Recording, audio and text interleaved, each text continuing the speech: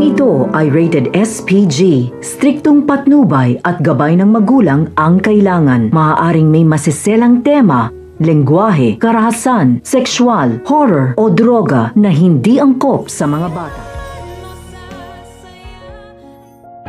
Nagtaka si Lynette nang makitang tumatawag kay Carlos si Zoe nang maiwan ng lalaki ang kanyang cellphone sa kwarto.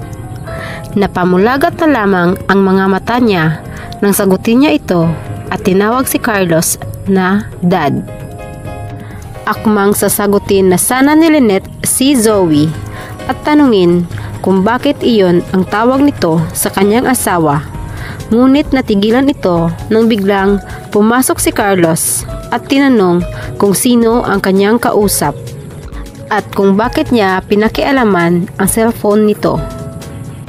Ngunit mas natigilan si Carlos nang ibalik sa kanya ni Lynette ang tanong kung bakit siya nakikipag-usap sa babae, gayong alam naman niya na masama ang tingin ng mag-ina sa kanila ni Annalyn.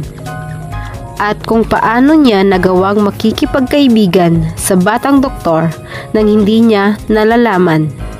At ang mas naikinagulat ni Carlos nang tanungin siya ni Lynette kung bakit siya tinawag na ama ni Zoe. Mabubuking na kaya ni Lynette ang lihim ng kanyang asawa? Sa kabilang banda, galit na galit si Moira sa nangyari kay Zoe dahil sa kagagawan ni Don Pepe, kaya pinabugbog niya ito sa kanyang mga tauhan. Wala nang naramdamang awa si Moira para sa matanda dahil sa ginawang pagbaril nito kay Zoe, na kahit humingi na ng tawad ito dahil hindi naman ito sinasadya ang nagawa sa kanyang anak, ay nagbibingi-bingihan na lamang si Moira. At maging si Zoe ay pinapatigil na ang mga tauhan ng kanyang ina at naaawa na ito sa kanyang lolo, ngunit hindi pa rin siya pinapakinggan ni Moira at gusto niyang turuan ng leksyon si Don Pepe. Dahil sa ginawang pananakit ng mga tauhan ni Moira, makakaligtas pa kaya si Don Pepe?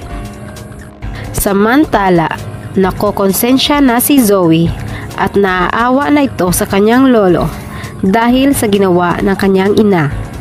At nararamdaman ito na talagang mahal siya ng kanyang lolo at napag-isip-isip niya na tama lahat ng mga sinabi ng matanda sa kanya tungkol sa kanyang ina.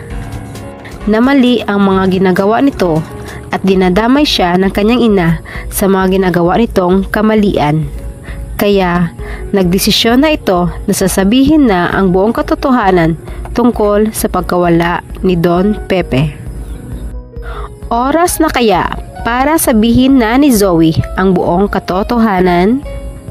At sino kaya kina Annalyn at Doc Carlos ang paghingian niya ng tulong? Atin lamang aabangan dito lamang sa Abot Kamay na Pangarap.